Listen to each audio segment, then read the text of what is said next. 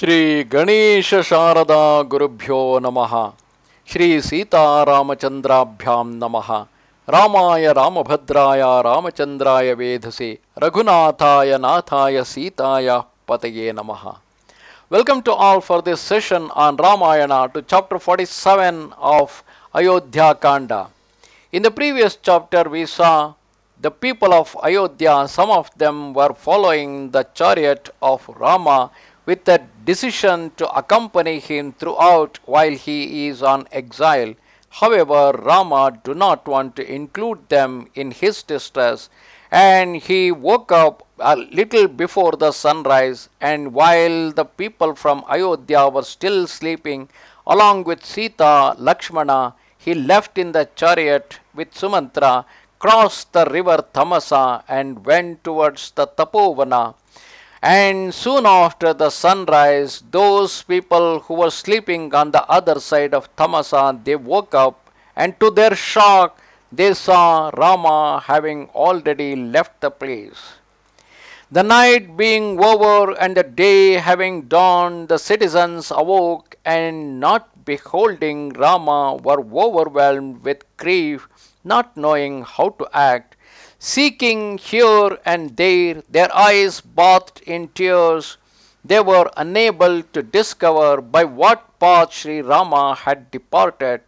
Wretched and pale with distress, with quivering hearts and utterly dispirited, they broke into piteous exclamations, saying, "Cursed be the sleep that veiled our perceptions. Now we shall not behold the full chested and large eyed Rama.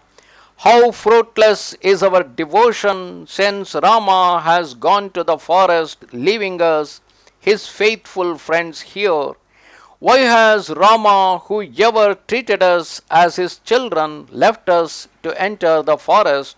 Either we will find death here or go to the Himalayas and perish in the snow. What avails life without Rama? Here is dried wood, let us collect it and kindle a fire, perish in the flames. What shall we say on our return?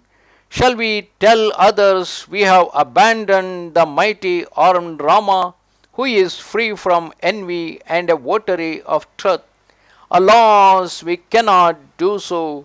The wretched city with the women, the aged, and the children, seeing us return without Rama, will be plunged in grief, having abandoned our homes to follow that self-controlled prince.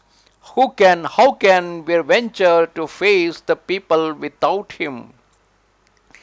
Thus lamenting with uplifted arms, filled with distress, they resembled cows bereft of their young.